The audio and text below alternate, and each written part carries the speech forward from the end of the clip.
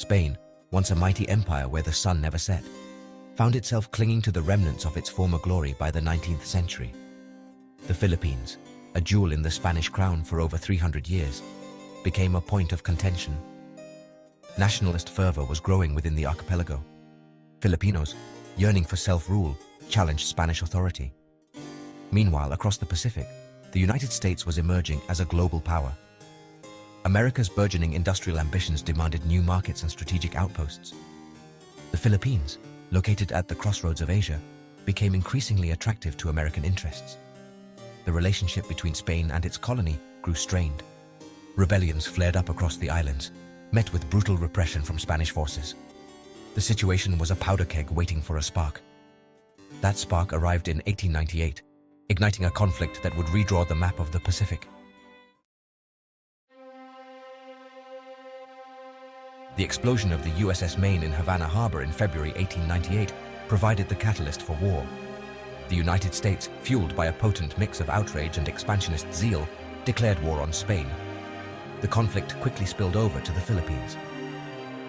On May 1, 1898, the U.S. Navy's Asiatic Squadron, led by Commodore George Dewey, engaged Spanish forces in Manila Bay. The Battle of Manila Bay was a decisive American victory, crippling the Spanish fleet and cementing U.S. naval dominance in the region. With the Spanish fleet in ruins, American forces, aided by Filipino revolutionaries, laid siege to Manila. On August 13, 1898, Manila fell to the combined forces.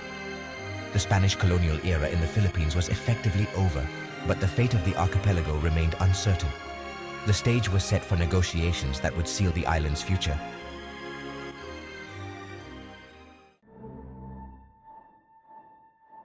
With the fall of Manila, Spain and the United States began negotiations in Paris to formally end the Spanish-American War. The Treaty of Paris, signed on December 10, 1898, addressed various territorial issues stemming from the conflict. Central to the treaty was the fate of the Philippines. Spain, defeated and weakened, found itself in no position to dictate terms.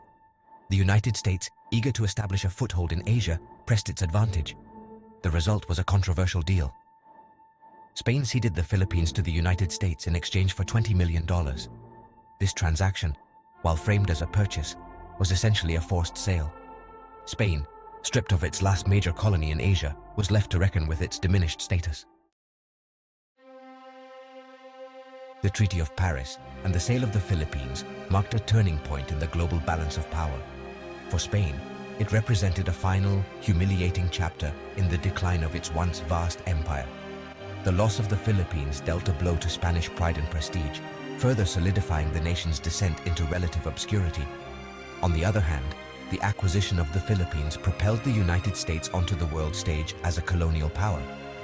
The deal, while controversial, solidified America's presence in Asia and signaled its growing ambitions beyond its continental borders.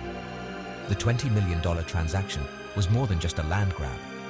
It was a symbolic transfer of power. The United States, eager to prove itself as a force to be reckoned with, embraced its newfound role as a player in the complex game of international politics.